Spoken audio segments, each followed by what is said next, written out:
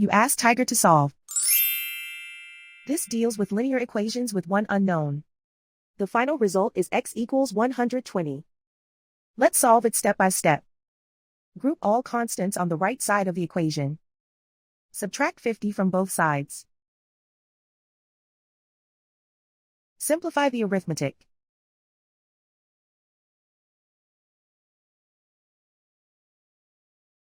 Isolate the x. Multiply both sides by 3. Group like terms.